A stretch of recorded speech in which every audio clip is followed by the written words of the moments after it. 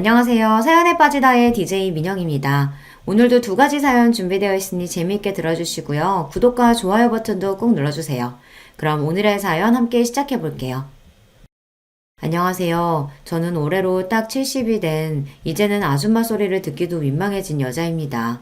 일찍부터 장사를 시작해서 이 나이 먹도록 장사 말고는 제대로 뭘 해본 적이 없는 사람이기도 하죠. 배운 것도 많지 않고 내세울 거라고는 많지 않지만 그래도 하나 있는 아들을 보며 모진 세월 굳건히 헤치며 살아왔습니다. 저와 비슷한 나이에 자식 낳고 살아오신 분들이라면 다들 그러시리라 생각합니다만 보잘것없는 인생에서 가장 귀하고 귀한 것을 꼽는다면 역시 자식일 거라고 생각합니다. 저 역시 그렇게 생각하며 평생을 살아왔습니다. 하나 있는 외아들 녀석에게 마음 상하고 상처받을 일이 생긴다 한들 그게 부모의 역할이려니 생각하며 아픈 가슴을 부여지고 미련하게 살아왔죠. 하지만 자식이라고 해서 모든 일이 다 용납되는 건 아니라는 걸, 부모라고 해서 마냥 아무런 대가 없이 내어주기만 해서 될 일이 아니라는 걸 이 나이 먹고서야 겨우 깨닫게 되었습니다. 다 필요 없다. 못난 어미 덕보고 고생 모르고 살아왔으면서 어미 하는 일이 보잘것없다고 일이 어미를 없인 여겨? 나 우습게 아는 놈 나는 없는 셈 치고 살 테니까 어디 너 바라던 대로 창피한 어미 없이 잘들 살아보거라. 어머니 제가 잘못했어요. 딱 한 번만 용서해 주시면 두 번 다시 실망시키는 일 없을 테니까 제발 한 번만 용서해 주세요. 기회는 차고 넘치도록 줬어. 내 평생을 너를 용서하고 또 용서한 결과가 고작 이거냐? 더는 네 놈한테 속을 일 없다. 제가 오죽하면 아들놈한테 이런 소리를 다 했겠습니까? 저로서도 정말이지 쉬운 결정은 아니었어요. 하지만 진작 아들 녀석 버르장머리를 제대로 고쳐놨어야 했어요. 이제 와서 머리 다 굵은 자식 새끼 뜯어 고쳐놓을 수도 없는 노릇이니 마음을 아주 독하게 먹었습니다. 상처 중에 가장 아픈 상처가 믿었던 자식 새끼한테 받은 상처가 아닐까 싶습니다.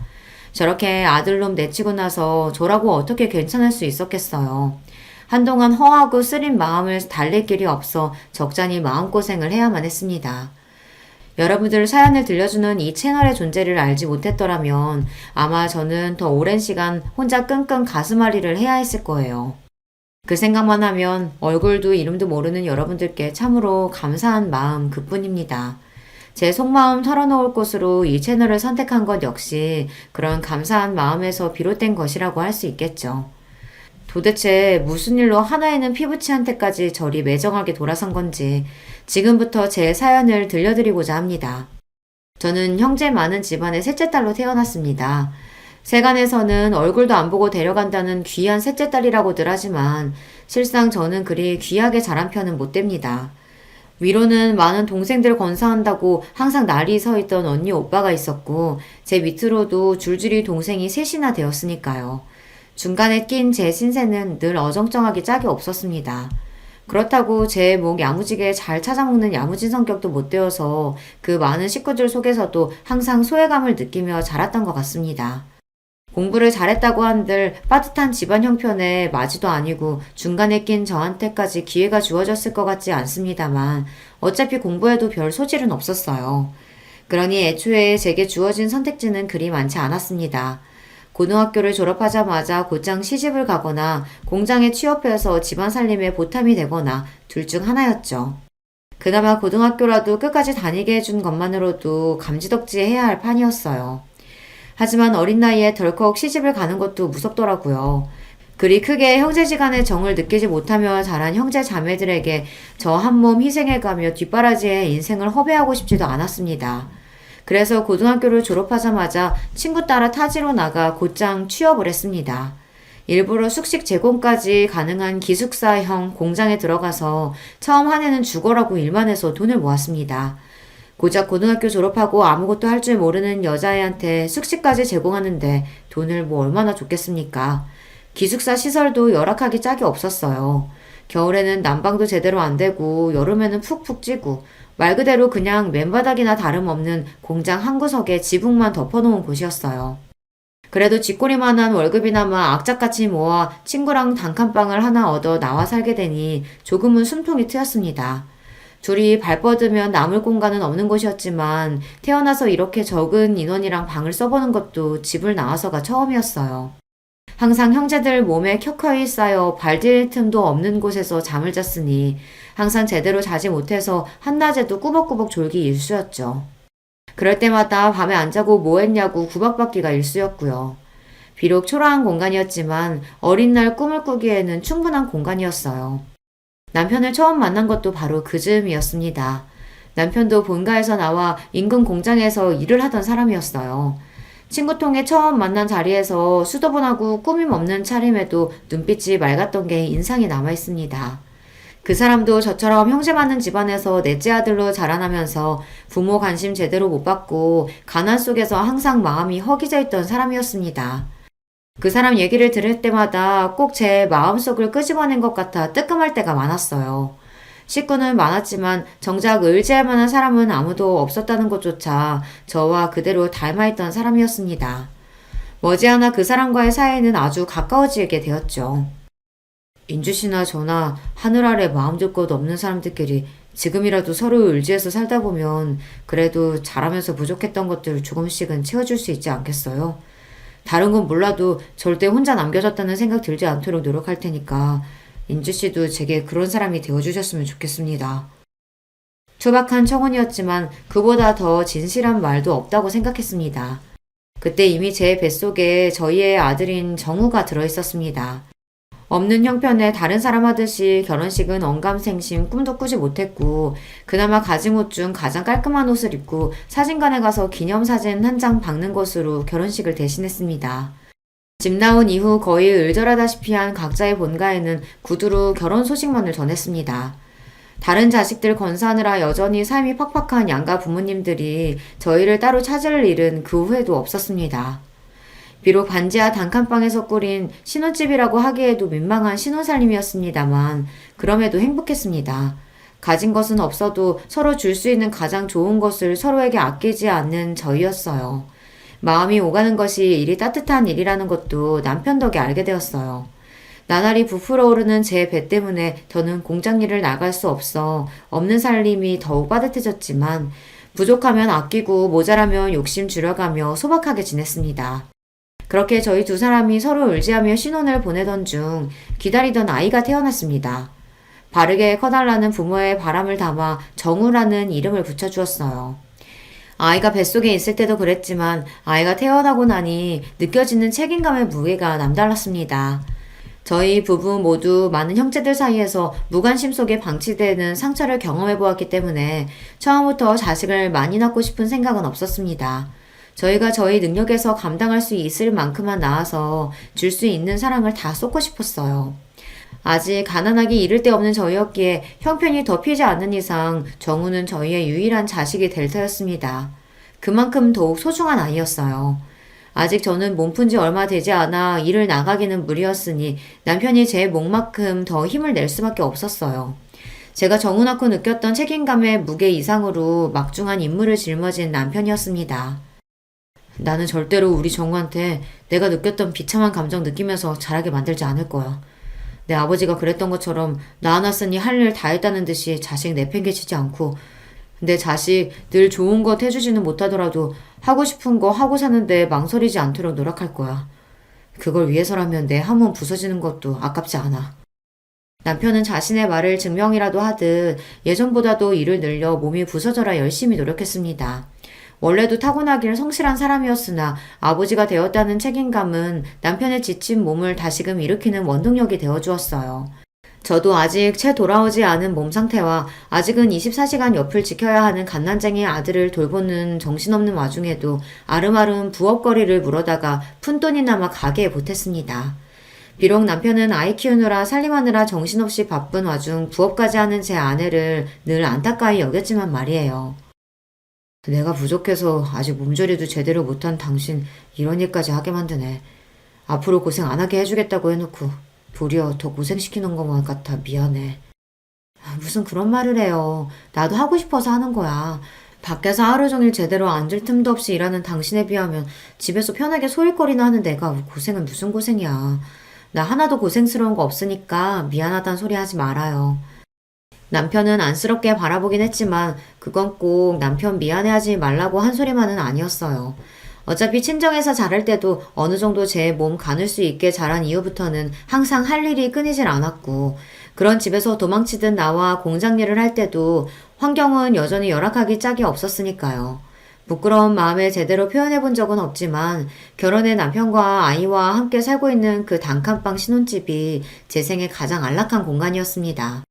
물론 아이 자라고 나서까지 지낼 수 있는 곳은 아니라고 생각하긴 했습니다만 제 주제에는 충분히 차고 넘치는 곳이라고 생각했어요. 아이 태어나고 남편이 밤낮 없이 추가 근무와 주말 근무를 가리지 않고 닥치는 대로 일한 덕분에 아이가 걸음마를 시작할 무렵에는 저희 부부도 드디어 반지하 생활을 벗어나 지상급으로 보금자리를 옮길 수 있게 되었습니다.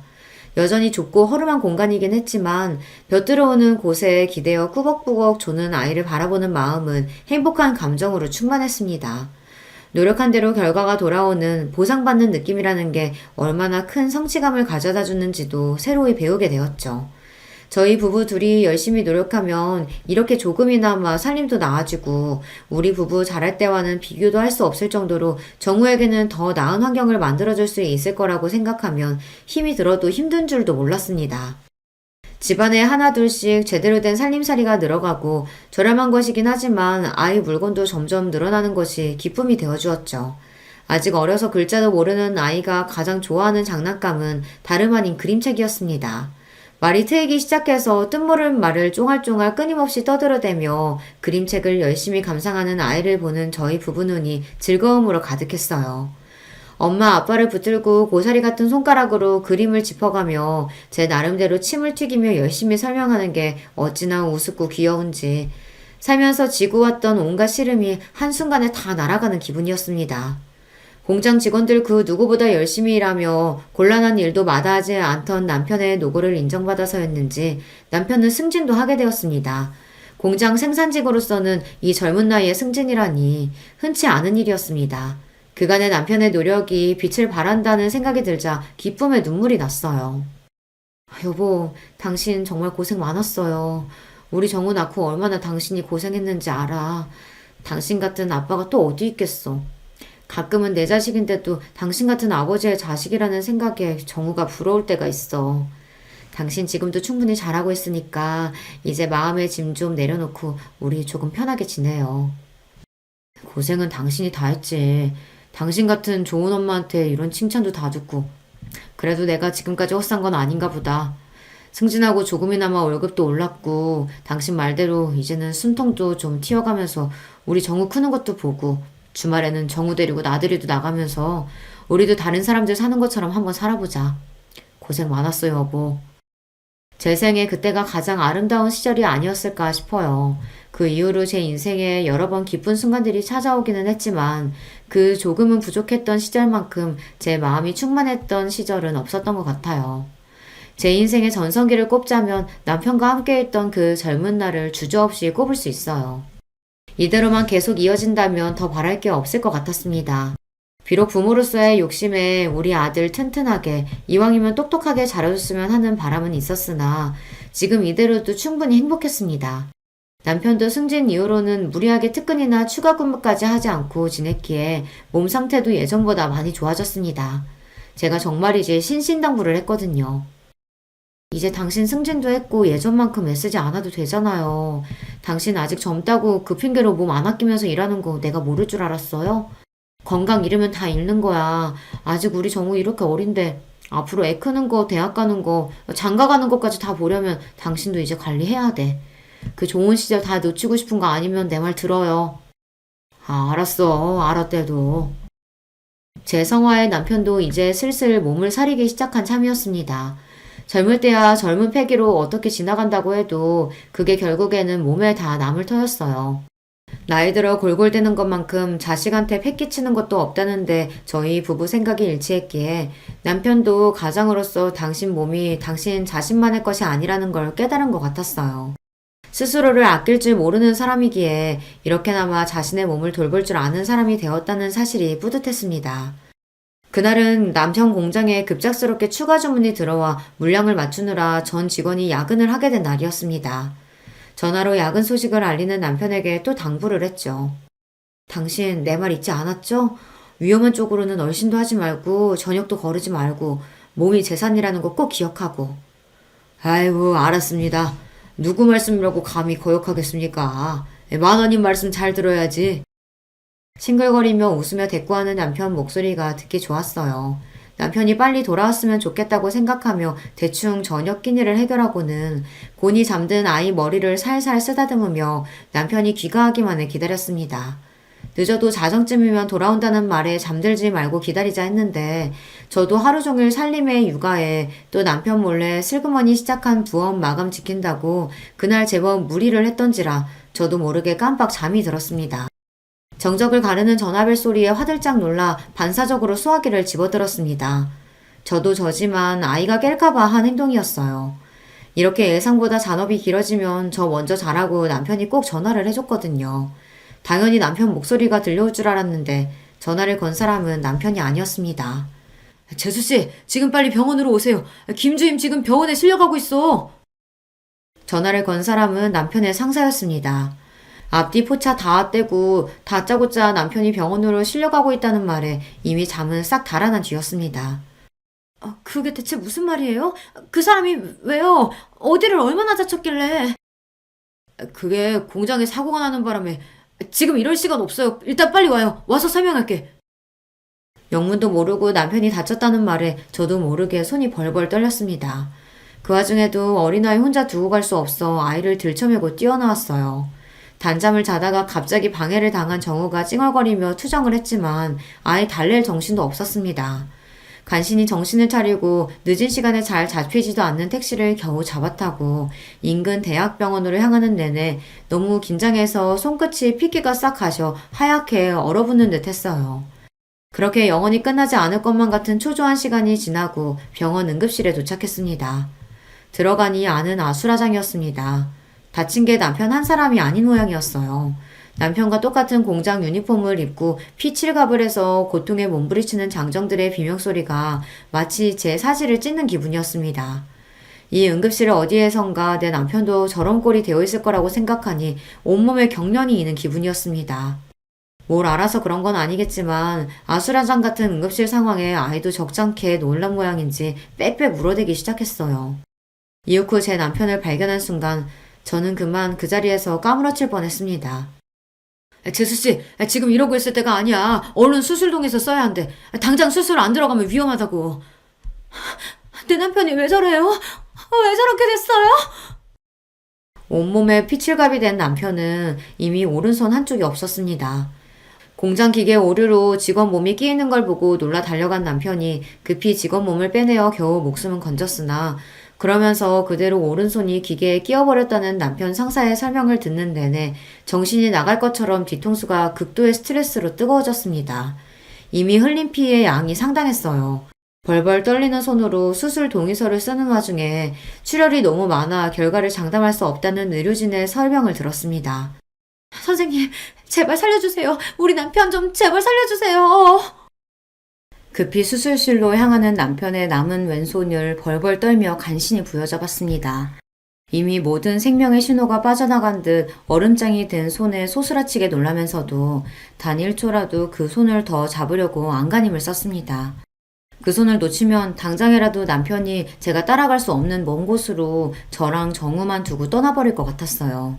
그러는 와중에도 의식이 완전히 나가진 않았는지 제대로 된 말 한마디 못하면서도 고통에 신음을 흘리는 남편을 보는 제 가슴이 와르르 무너져 내렸습니다. 그 위태로운 와중에도 남편의 눈동자가 저를 찾는 것 같았어요. 여보, 걱정하지 마. 수술하면 괜찮아질 거야. 다 괜찮아질 거야. 스스로도 확신할 수 없는 약속을 남발하면서 그렇게 남편을 수술실로 들여보냈습니다. 그리고는 지난한 기다림이 시작되었어요. 남편이 나오길 기다리는 와중에도 사건 경위니 뭐니 하면서 공장 직원들과 경찰로 보이는 남자들이 끊임없이 드나들었으나 사실 뭐라고 말했는지도 제대로 못 알아들었어요. 제 정신은 온통 수술방 너머 남편에게만 쏠려 있었습니다. 그러는 동안 정우가 자지러지도록 우는 것조차 알아채지 못해 결국 공장 직원 하나가 포대기에서 아이를 빼내 달래고 있었어요. 그 끔찍한 밤을 그대로 꼴딱 세우고 동이 틀 무렵에야 수술실 문이 열렸습니다. 죄송합니다. 김태훈 씨 수술 중 과다출혈로 사망하셨습니다. 안 돼. 안 돼! 제 입에서 나온다고는 스스로도 믿을 수 없는 짐승 같은 울부짖음이 튀어나왔어요. 이 현실이 도저히 믿기지가 않았어요. 남편 출근길을 배웅하던 게 채 하루도 지나지 않았는데 그 사람이 이제 산 사람이 아니라뇨. 이걸 어떻게 받아들일 수가 있겠습니까? 제가 믿든 믿지 않든 잔인한 시간은 여전히 공평하게 흘러 여러 일들이 순식간에 휘몰아치기 시작했습니다. 사고의 책임이 사측에 있었기에 제가 정신을 놓고 있는 와중에도 남편의 빈소가 차려지고 사고 보상을 비롯한 복잡한 말들이 끊임없이 오갔습니다. 재수씨, 힘드시겠지만 정신 바짝 차리셔야 돼요. 정우 봐서라도 정신 놓으시면 안 돼요. 남편 잃고 어린 것과 남겨진 저를 안타까이 여겨 애타게 말하는 충고조차 받아들이기 어려웠어요. 그러는 내내 정우는 남편 동료 아내 품에 안겨 있었어요. 제가 미친 듯 울부짖다 까무러치기를 여러 번 반복하는 동안 그런 엄마를 보고 공포에 질린 아이가 더는 제 곁으로 다가오지 않았습니다. 그렇게 정신을 차리지 못하는 와중에 남편의 장례가 끝났습니다. 차가운 땅 속에 남편을 묻고 이윽 후 집으로 돌아왔습니다. 며칠 집을 비우지도 않았는데 방바닥이 싸늘하게 식은 것처럼 꼭 무덤처럼 느껴졌습니다. 며칠 전만 하더라도 더없이 따뜻했던 우리의 공간이 낯설게 느껴지자 비로소 홀로 남은 것이 실감이 났습니다. 그렇게 비통함 속에서 남편을 떠나보내야만 했어요. 정신을 놓고 울다가 그런 와중에도 아이 밥은 먹여야 해 억지로 몸을 일으켜 아이 밥만 주고 저는 식음을 전폐하기를 며칠이 지나고 나니 더는 제 몸도 견뎌내지를 못하더라고요. 결국 정신을 놓은 제 발치에서 아이가 세상이 떠나가라 울기 시작했습니다. 그제야 간신히 정신을 차렸습니다. 아이 아빠 잃은 지 얼마나 지났다고 저까지 잃게 만들 수는 없었어요. 정우야 미안해. 엄마가 잘못했어. 엄마가 잘못했어, 정우야. 그렇게 아이를 끌어안고 애가 끊어질 듯 펑펑 울면서 우리 정우 보란듯이 번듯하게 키워 장성하기 전까지 다시는 아이 앞에서 울지 않으리라 다짐했습니다.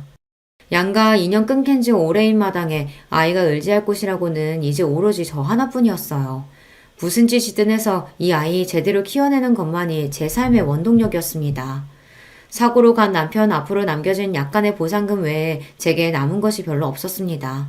지금 살고 있는 집도 자가가 아니었고 알뜰하게 모은 남편 월급이 떨어지면 당장 먹고 살 길이 막막할 판이었어요. 그렇다고 저 어린 거 집에 놓고 마냥 일자로 구하러 다닐 수도 없었습니다. 아이 낳으면서 공장도 그만둔 지 오래니 다시 돌아갈 직장이 있는 것도 아니었습니다.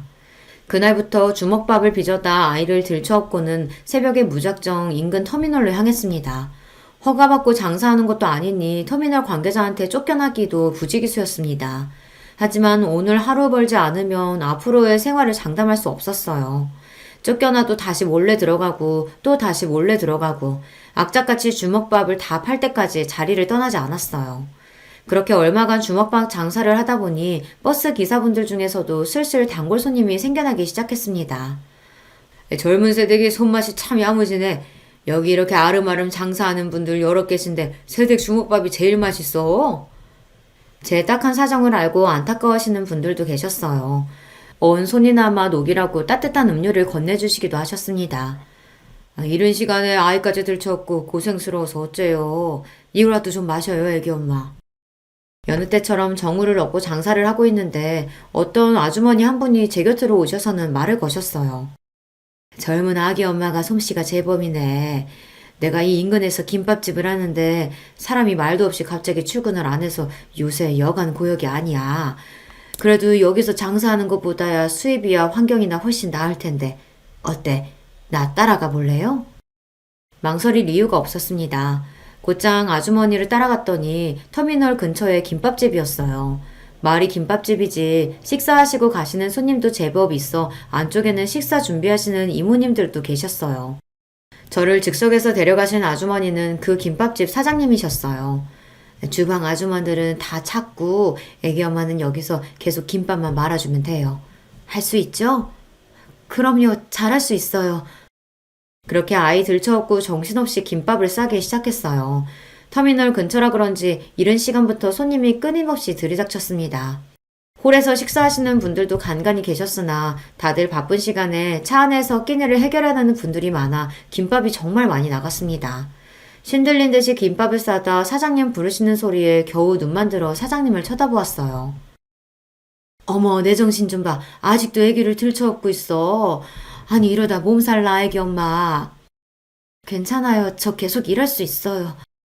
아니, 내가 뭐라고 하려는 게 아니라 저쪽에 애들끼리 놀고 있으니까 좀 맡겨두라고, 응?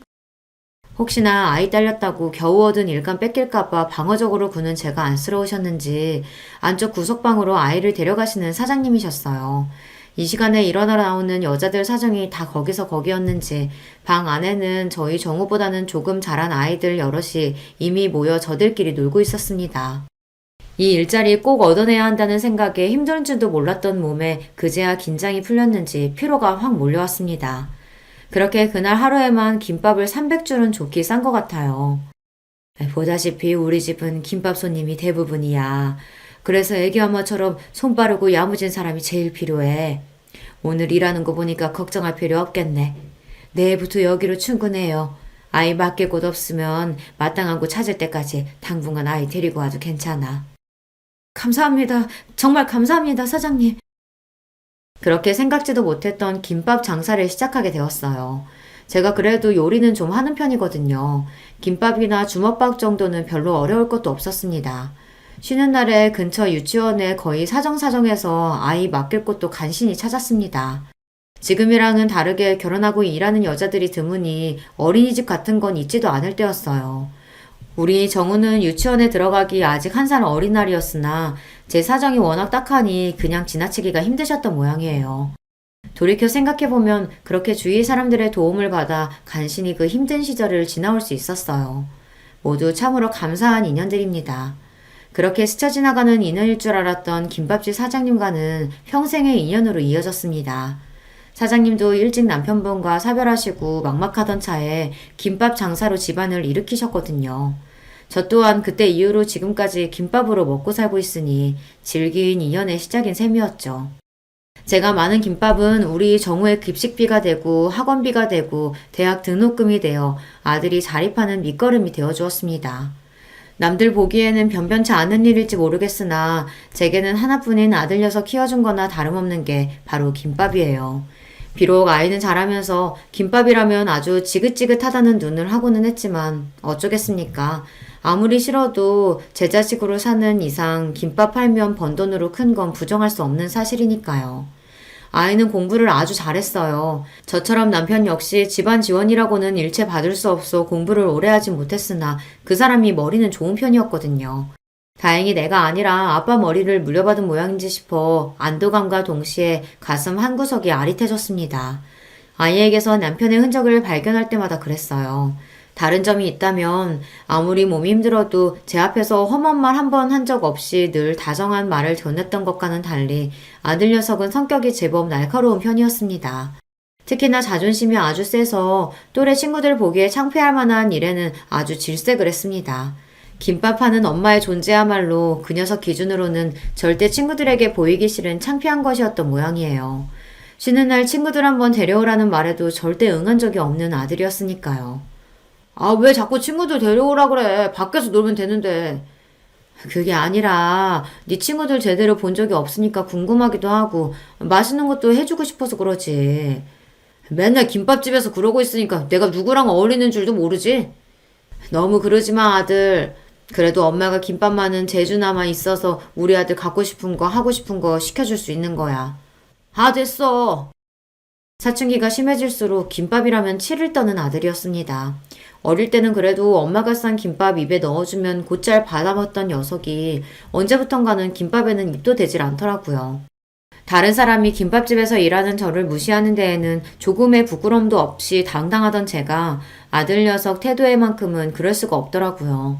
제가 가장 소중한 이가 저를 부끄럽게 여긴다는 게 저로서도 너무 창피한 일이었으니까요. 상처받지 않았다고 하면 거짓말일 겁니다.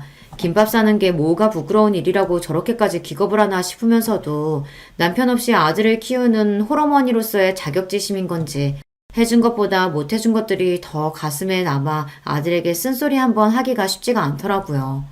그때 마음을 굳게 먹고 아들놈 버릇을 잡았더라면 결과가 좀 달라졌을까요? 비록 내 새끼는 어미 하는 일을 부끄럽게 여기지만 정작 같이 일하는 사람들한테는 제법 인정을 받았습니다. 내가 살면서 먹은 김밥 연결하면 한반도 한 바퀴는 우습게 둘러쌀 텐데 그런데도 자기보다 김밥 맛있게 싸는 사람은 본 적이 없어. 사장님도 참 사람 민망하게 또 그러신다. 어머, 얘는 내가 없는 소리 하는 줄 아나 봐. 진짜라니까? 제 가게 독립을 도와주신 것 역시 사장님이셨어요. 저야 뭐 김밥이나 말 줄 알았지 상권이니 가게 등록이니 하는 건 문외한이나 다름없었습니다. 사장님 안 계셨으면 내 가게 장만은 언감생심 꿈도 못 꿀 일이었어요. 첫 만남부터 지금까지 그분께는 그저 감사하고 또 감사할 따름입니다. 가게 규모는 작았으나 사장님이 특별히 찍어주신 목 좋은 곳에 자리를 잡아 그런지 제 김밥집은 금세 손님들 입소문에 탔습니다. 독립하면서 그동안 구상했던 새로운 김밥 메뉴들도 함께 팔기 시작했거든요. 지금이야 이것저것 재료가 풍부하게 들어간 프리미엄 김밥들이 일반화되었지만 저 가게 시작할 때만 하더라도 김밥은 흔히들 생각하는 기본 김밥이 전부였어요.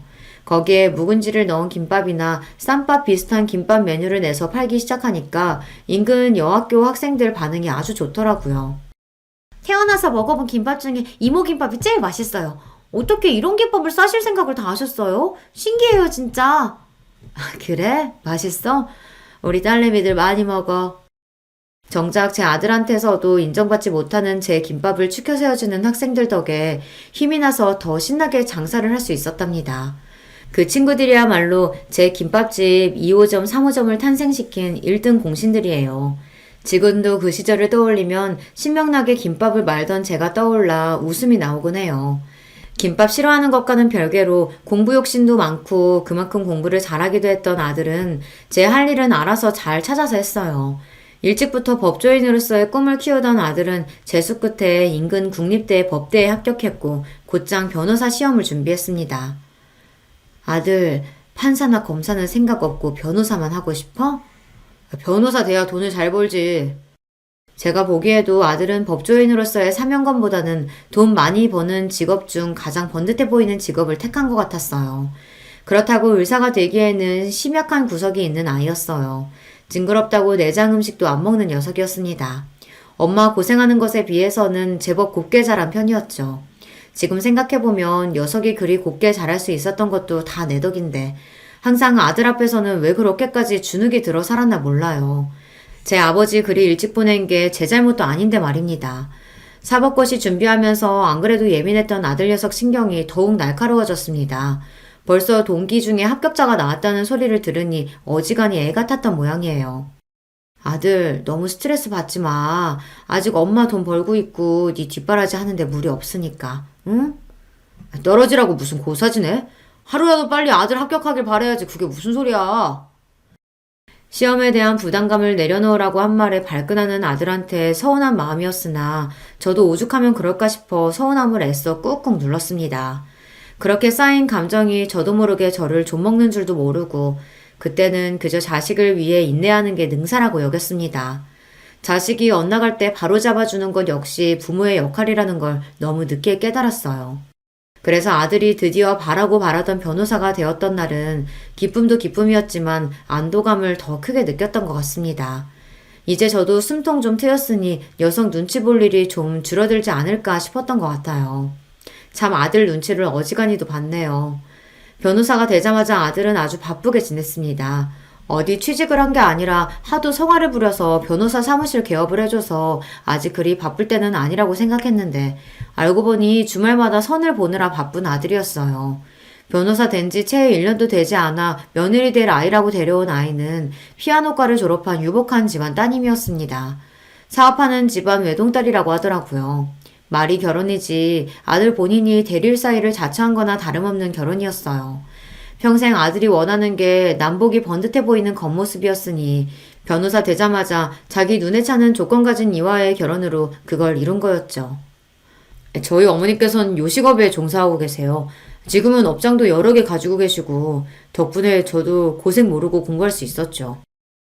상견례라고 나가서는 사돈딸 분들께 인사한 뒤로 제대로 대화조차 나누지 못했습니다. 그래도 제가 자기 어미인데 아무렴 자기한테 해댈 소리를 하겠습니까? 그럼에도 제 입에서 혹여나 김밥 소리라도 튀어나올까 싶어 한사코 요식업이라는 단어를 강조하는 아들을 보니 그만 씁쓸한 기분이 들었어요. 제 어미가 그 고생을 해가며 자식 새끼 변호사까지 만들어줬더니 돌아오는 대접이 겨우 이건가 싶어 서러웠어요. 하지만 그런 마음을 드러낼 자리가 아니었습니다. 지금껏 아들에게 서운한 일들을 나열하자면 끝도 없었으나 그래도 그만큼 제대로 된 가족에 대한 결핍이 얼마나 컸으면 저 녀석이 자기가 가진 것에 만족할 줄도 모르고 저렇게 그럴싸한 겉모습에 집착하게 되었을까 싶어 애처로운 마음이 들었습니다. 어찌되었든 제 새끼가 아닙니까? 제 새끼 허물 감싸는 걸 유일하게 남은 부모인 저 아니면 또 누가 하나 싶었어요.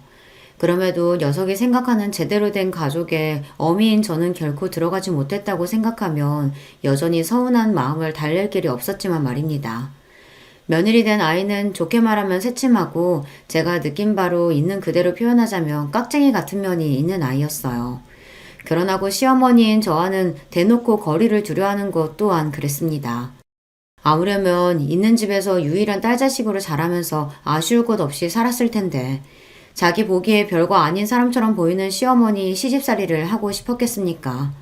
하지만 애초에 며느리 시집살이 시킬 생각이라고는 눈꼽만큼도 없었던 제 입장에서는 다소 억울한 일이었습니다. 어미 된 입장에서 자식한테 해준 것으로 생색내는 것만큼 없어 보이는 것은 없지만 그래도 그런 대접을 받기에는 제가 아들내외에게 베푼 것들이 적지 않았습니다. 처음에는 사업하는 집안이라길래 그래도 있는 집에 장가가니 아들 살림이 좀 피지 않을까 기대를 한 것도 있었어요. 그래서 신혼집 해달라고 당당하게 요구하는 아들 말에 어이가 없었죠. 너 사무실 얻어준 지도 얼마 안 됐는데 신혼집까지? 너 번 건 다 어쩌고. 그리고 그 댁도 자식한테 아낄 집으로 보이진 않던데. 사무실 개업한 지 얼마나 됐다고 집 얻을 돈까지 마련했겠어. 그러면 그 집에다 신혼집 해달라고 할 셈이었어? 채령이 귀한 댁에서 모셔오는 판에 어부와도 부족한데 그럼 거기다 신혼집까지 해달라고 하라고? 그게 무슨 경우야. 그러는 너는 나한테 무슨 빚을 졌다고 집 해달라는 말을 과자 사달라는 말처럼 하는 건가 잠깐 기가 찼습니다. 제 놈이 저한테 하는 말은 그럼 무슨 경우란 말입니까? 아들 결혼을 준비하면서 마음 다칠 일이 적지 않았던 터라 저도 이제 마냥 예전처럼 억누르기만 하기가 힘들더라고요. 그런 제 마음은 제 마음이고 그렇다고 결혼 얼마 남지도 않았는데 아들 부부를 길바닥에서 자게 할 수도 없고 결국 제가 한 번 더 져주고 말았습니다. 그러면서 며느리에게 감사 인사 한 번을 제대로 들은 적이 없는데 생색낼 생각은 없지만 그렇다고 대놓고 집까지 해준 시어머니 배척하는 건 너무 얌체 같잖아요. 받을 건 다 받아놓고 볼일 다 봤다고 입 싹 닦는 거 아닙니까? 며느리에 대한 인상이 좋을래야 좋을 수가 없었어요. 그리고 그런 며느리 행동을 용인한 게 바로 아들놈이었습니다. 남의 자식 욕할 게 하나 없었다는 뜻이죠. 그러고 보니 아들 장가를 보냈는데도 며느리를 볼 일은 소원하기만 했습니다. 저도 저 달가워하지 않는 사람 굳이 억지로 얼굴 본 마음은 없었어요. 그러다 보니 서로 직접 연락할 일도 없었습니다. 뒤늦게 며느리 생일이 지난 걸 알게 된 것도 그래서였어요. 아이들 결혼시킬 때 생년월일을 받아놓긴 했는데 워낙 연락할 일이 뜸하다 보니 저도 장사하랴 바쁜 와중에 그걸 일일이 기억하지를 못한 거죠. 뒤늦게 며느리 생일이 지났다는 걸 알고 조금 부끄러워졌습니다. 그래도 제가 그보다 살아도 갑절을 더 살았는데 아직 철없는 것들과 똑같이 군 거잖아요. 어른이 되어서 이래가지고는 안 되겠다 싶었어요. 한참을 망설이다가 처음으로 아들 통하지 않고 며느리에게 전화를 걸었습니다. 네, 어머니, 어쩐 일이세요? 한참 만에 전화를 받은 며느리 목소리가 떨떠름했습니다. 반가운 사람 전화가 아니니 그렇겠지만 며느리 목소리를 들으니 괜히 더 위축이 되는 것 같더라고요. 애써 용기를 내서 말했습니다. 채령이 너 얼마 전에 생일이었더구나. 그래도 결혼하고 며느리 첫 생일인데 어른이 돼서 제대로 챙겨주지도 못하고 내가 미안하다. 아니에요, 어머니. 저 생일 잘 보냈어요. 그래도 내가 너 생일상 한 끼는 먹이고 싶었는데 아무래도 집으로 오라고 하면 부담스럽지? 전 그러면 언제 시간 날 때 너 편할 때 가게라도 한번 다녀와. 너 먹고 싶은 거 해줄게.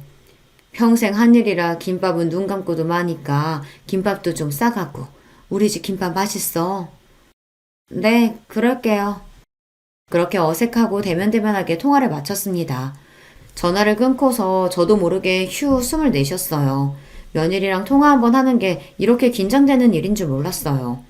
처음부터 좋은 감정으로 시작하진 않았지만 이렇게 내가 한 걸음 다가가면 그래도 불편하고 꺼려지는 사람으로 남지는 않겠지 애써 스스로를 다독였습니다. 아들로부터 전화가 걸려온 건 며느리와 통화한 지 채 30분도 지나지 않을 때였어요. 평소에 연락도 잘 안 하는 놈이 웬일인가 싶어 전화를 받자마자 놈이 소리부터 버럭 질렀습니다. 엄마, 채령이한테 전화했어? 사람 불편한 거 뻔히 알면서 진짜 왜 그래? 그것도 모자라서 김밥을 싸가라니 많이. 도대체 그런 소리를 왜 하는 거야? 내가 김밥 질색하는 거 뻔히 알면서. 그런 헛소리 할 거면 채령이한테 전화하지 말아요. 이놈이 정말 하다하다 어미한테 못하는 소리가 없었습니다. 자식한테 이런 취급까지 당하고 나니 그제야 정신이 번쩍 들더군요. 분노로 부들부들 떨리는 손으로 휴대전화를 부러뜨리기라도 할 기세로 꽉 쥐고는 저도 소리를 치기 시작했어요. 이 괘씸한 놈의 새끼. 이 은혜도 모르는 금수만도 못한 놈. 이놈이 그게 지금 어미한테 할 소리야? 내 청춘 다 빨아먹어 큰 놈이. 네 어미가 만든 김밥 아니었으면 지금쯤 어디서 어떻게 빌어먹고 살지도 모르는 놈이 감히 어미를 업신여겨? 네 어미 김밥 장사하는 게 그래도 부끄럽더냐? 그렇게 창피하고 싫으면 김밥 팔아 번 돈도 마다하지 그랬냐? 버는 족족 네 놈 돈이라도 된다는 듯 내 등에 빨대 꽂고 살아놓고선 감히 나를 무시해? 내 김밥을 무시해? 내가 만든 김밥만도 못한 놈이 감히? 오냐, 김밥 장수 어미가 그렇게 부끄러우면 김밥으로 해준 것도 도로 싹 토해내라. 나도 내 인생 싸그리 부정하고 날 때부터 귀족이라도 된냥구는 네 놈 거만한테도 더는 못 봐주겠다. 그러고는 분노에 차서 씩씩대며 전화를 끊었습니다. 은혜도 모르는 아들놈에 대한 분노와 비로소 그에 대한 서러움과 울분으로 가득 차 있던 속내를 터뜨렸다는 생각에 전에 없이 흥분이 치솟았어요. 그건 분노이자 일견 후련함이기도 했어요. 나 아니면 아무것도 아니었을 놈을 뭐가 그렇게 무섭다고 할 말도 못하고 살았는지요. 그 생각이 들자 더는 놈을 참아줄 이유가 없어졌습니다. 아들놈 퇴근 시간이 채 되기도 전에 아들내외가 제 집으로 튀어왔습니다. 이 지경까지 와야 아들내외 얼굴 한번 볼 수 있구나 생각하니 기도 안 차더군요. 엄마, 내 사무실 내놨어요? 어떻게 나한테 한마디 상의도 없이. 네 사무실? 네 사무실이 어딨어? 그게 다 내 돈인데. 눈도 깜짝 않고 야멸차게 말하는 저를 보고 되려 아들 녀석이 당황했습니다. 녀석이 그렇게 당황하는 건 처음 봤어요. 저도 녀석을 어쩔 줄 모르게 만들 수 있었다니 그게 그렇게 손쉬운 방법인 줄 알았다면 진작 좀 해볼 걸 그랬어요. 아직 너희 신혼집 내놨다는 소리는 못 들은 모양이구나. 사무실 얘기만 하는 걸 보니.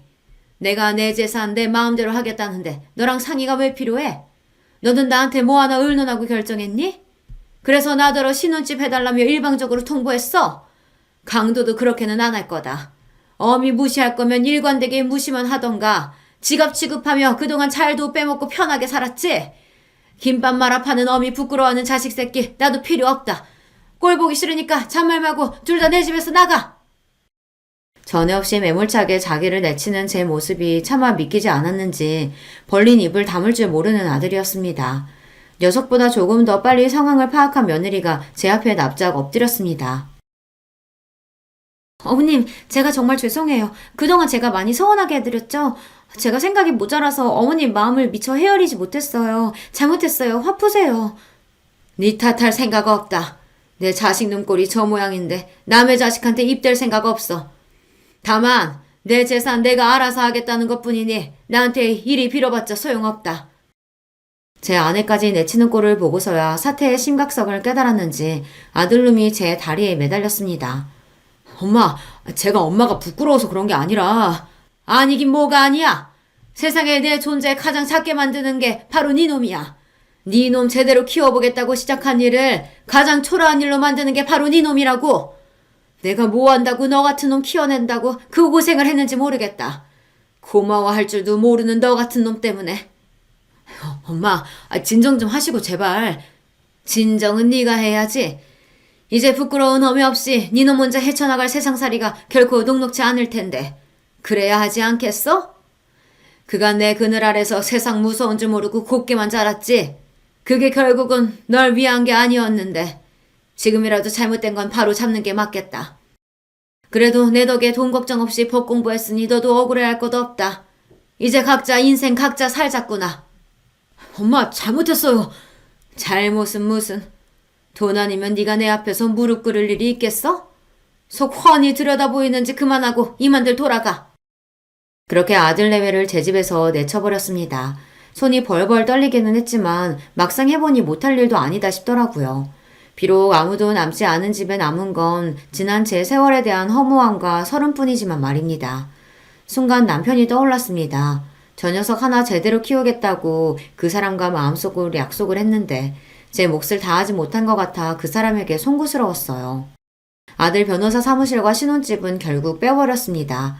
제 나름대로 마음속 응어리를 털어냈더니 생각보다 수월하게 모든 일을 정리할 수 있었어요.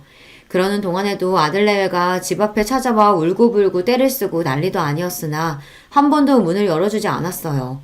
녀석은 그렇게라도 벌을 받아야만 했습니다. 저도 허탈한 마음 다잡는데 시간을 제법 쏟아야 했지만 요즘에는 은인이신 식당 사장님과 지인들과 함께 어울려 놀러도 다니면서 전에 없이 여유롭게 지내고 있습니다. 아들놈에게 정신 매이지 않고 살아보기도 이번이 처음이네요. 생각보다는 할만하다 싶습니다. 그래도 자식놈인데 평생 외면할 수야 없겠지만 녀석이 세상의 쓴맛을 제대로 보는 동안에는 일체의 도움을 주지 않을 생각이에요. 이제야 녀석에게 제대로 어미 노릇을 하는 것 같다는 생각도 듭니다. 늙은이의 별 볼 일 없는 이야기는 여기까지예요. 여러분은 이 어리석은 늙은이와 같은 과오는 저지르지 마셨으면 해요. 긴 이야기 들어주셔서 감사합니다. 안녕하세요. 저는 이제 곧 있으면 8순이 되는 할머니입니다. 요즘 같은 세상에 아직 제 나이면 한창이라고 하긴 하더라만 그래도 할머니는 할머니죠. 일평생 제 이야기를 남에게 해본 적이 없었는데 오늘은 제 이야기를 좀 해볼까 합니다. 여러분들에게 다 털어놓고 나면 제 속이 좀 시원해지고 기분도 괜찮아질까 싶어서요. 저는 가난한 집 막내딸로 태어났습니다. 위로는 오빠가 둘 있었는데 우리 시절에 그랬듯 여자는 늘 뒷전이었어요. 기억도 안 나는 어린 시절부터 어머니를 도와 집안일을 했었어야 했고 국민학교도 겨우 졸업했습니다. 아버지가 계집애가 공부를 해서 어디다 쓰냐면서 엄청 구박을 하셨거든요. 오빠들이 교복을 입고 학교에 가는 모습이 그렇게 부러웠어요. 그래도 막내라고 학교에서 빵 같은 걸 받아오면 저를 먼저 챙겨주곤 했습니다. 그 오빠들이 이제 다 세상을 떠나고 없네요. 넉넉하지 않은 형편이었기 때문에 저는 13, 일찌감치 공장에 취직을 했어요. 하루 종일 미신기 앞에 앉아서 노동을 했습니다. 그리고 버는 돈은 족족 집으로 다 가져다 줬어요. 오빠들 학비에 보태야 했기 때문입니다. 아버지의 구박을 받으면서 자라긴 했지만 어머니나 오빠들이 잘해줬기 때문에 위로가 되었습니다. 오빠들이 학교를 졸업하고 나서는 야간 학교라도 다니라고 돈도 쥐어줬었으니까요. 제 덕에 학교 졸업했다고 말이죠. 그렇게 여공으로 몇 년의 세월을 보내며 야간 학교를 졸업했습니다. 그리고 어느 작은 회사에 취직을 했어요. 건설회사에서 잡부나 심부름하는 일이었지만 그 당시에는 공장을 벗어난 것만으로도 행복했습니다. 남편은 그때 만난 사람이에요. 제 나이 22살, 남편은 26이었어요. 양쪽 부모님은 궁합도 안 보는 나이 차이라며 호들갑을 떨어대셨어요. 남편 집에서는 당시에는 어린 나이가 아니었던 남편을 빨리 보내고 싶어하는 마음이었고 저희 집은 딸아이 빨리 치워버리자는 마음이었겠죠. 특히 아버지 말입니다. 저희는 그렇게 결혼했어요. 그 당시에는 흔치 않은 연애 결혼이었습니다. 저도 저에 대해 적극적으로 애정 표현을 해오는 남편이 싫지는 않았거든요. 나를 좋아해주는 사람에게 시집가야 한다는 어머니의 말씀을 정말 귀에 인이 박히도록 들어왔던지라 더 남편과 결혼해야겠다는 생각했는지도 모릅니다. 순조로웠던 결혼까지의 과정과는 달리 결혼하고 나서는 고달픈 일들이 많았어요. 일단 시집살이가 엄청났습니다. 시어머니는 보통 유별난 분이 아니셨거든요. 특히 아들에 엄청 집착하셨는데 제가 결혼하고 1년 넘게 임신이 되지 않자 정말 유난을 부리셨어요. 지금 같으면 뭐 1년 가지고 23 어린 여자에게 뭔 문제가 있어서 좀 기다려보자 하겠지만 그때는 또 시대가 시대였지 않습니까? 밤낮으로 어머님을 따라 전국에 아들 낳는다는 명소라는 명소는 다 가서 기도를 드리고 옆집에 아들만 셋 낳았다는 여자의 속옷을 비싼 값에 사와서 입고 다니기도 하고 좋다는 약이란 약은 다 먹었어요. 하지만 아이가 쉽사리 들어서지 않았습니다. 그 덕에 구박이란 구박은 다 받았어요. 년년 소리를 들으며 온갖 집안일을 다 해야 했고 어디 가서 사람 취급 못 받는 건 예사였습니다. 지금이야 임신이 안 되면 남자 쪽에도 문제가 있을 수도 있으니 같이 검사를 하자고 하지만 그때는 뭐 그런 게 있을 때인가요? 그냥 며느리가 죽을 죄를 지은 죄인인 거죠. 그래서 정말 매일 밤을 울었어요. 내가 정말 어디 문제가 있나, 나는 애도 못 낳는 여자인가 하면서 말입니다. 남편은 아버지와 달리 다정한 사람이긴 했지만 그만큼 효자이기도 했어요. 그래서 매일 밤 저를 달래주면서도 자신의 어머니의 말이라면 다 들었습니다. 그래서 시어머님이 더 저를 대놓고 미워라 하셨겠죠. 그 부분은 아직도 생각하며 가끔 미워요. 그때 내 편을 제대로 좀 들어주지 하는 생각도 들고 말이죠. 하지만 다 너무 옛날 이야기네요. 결혼하고 5년 만에 첫째 아이가 들어섰습니다. 제 나이 27이었어요. 온 집안이 그야말로 경사였습니다. 그날 이후로 시어머님은 절에 들어가셨어요. 제 뱃속에 있는 아이가 아들이어야만 했거든요. 5년 만에 된 임신인데 그 이후에는 또 언제 될지도 알 수 없거니와 그땐 27이면 노산 소리를 들을 때라 다음은 없다고 생각하셨는지 정말 간절하셨습니다. 저는 답답하리만큼 누워서 꼼짝조차 못했어요. 혹시나 애 떨어지면 안 된다고 물을 마시러 가는 것조차 함부로 하지 못했습니다. 꼭 아들이어야만 한다. 딸이면 너는 쫓겨나. 그런 말씀을 서슴없이 하셨어요. 하지만 모두의 바람과는 달리 제 뱃속의 아이는 딸이었습니다. 아이가 나오자마자 모두가 실망 어린 탄식을 하던 장면을 저는 아직도 잊을 수가 없어요. 그 누구 하나 고생했다는 말이 없었습니다. 오히려 시어머니는 방금 해산한 며느리의 면전에 대고 2년 전연하며 쌍욕을 하셨으니까 뭐 말 다 했죠. 씨바시를 드려야 돼. 어머니, 아직 이 사람 젊고 저도 젊어요. 그런 말씀은 마세요. 씨바시를 드려야 한다는 말에 남편은 처음으로 자기 어머니의 뜻에 반기를 들었어요. 절대 그러지 않는 사람이 그러니 시어머니도 고집을 부리시진 못했습니다. 하지만 제가 둘째를 가지기 전까지는 내내 그랬으면 하는 마음을 남편에게 이야기했어요. 실제로 알아보러 다니신 것도 알고 있었습니다. 어디서 이런 박복한 년이 굴러들어와서 내가 그때 그냥 좋다고 며느리를 들인 게 실수지, 실수야. 어디 가서 물어보면 너 보고 다 아들 복은 뒤지게 없다고들 한다. 어? 아이고 내 팔자야. 우리 집안의 대가 여기서 끊어지겠어. 전년 하나 때문에. 매일매일 그런 소리를 듣고 살았어요. 정말 매일매일이요. 나중에는 욕을 안 듣는 날이 이상한 느낌이 들 정도였습니다. 임신이네요. 축하드려요.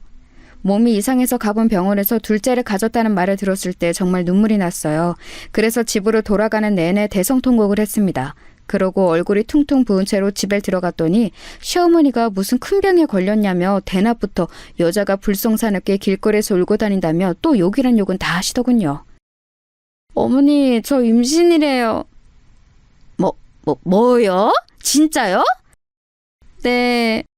아이고 부처님, 천지시면이 감사합니다. 아이고. 그날부터 다시 어머님의 기도가 시작됐습니다. 그전과 다른 게 있었다면 가시던 그 절에 저도 함께 들어가 있었어야 했다는 거예요. 산달이 될 때까지는 이 안에서 꼼짝도 말거라.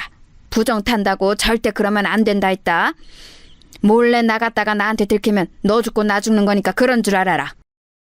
저는 정말 산 아래로 한 발짝도 내려오지 못한 채 8개월을 가까이를 산속 그 절에서 생활했어요. 불편한 것도 많고 너무 힘들었지만 그래도 아들을 낳아야 한다는 일념 하나로 이겨냈습니다.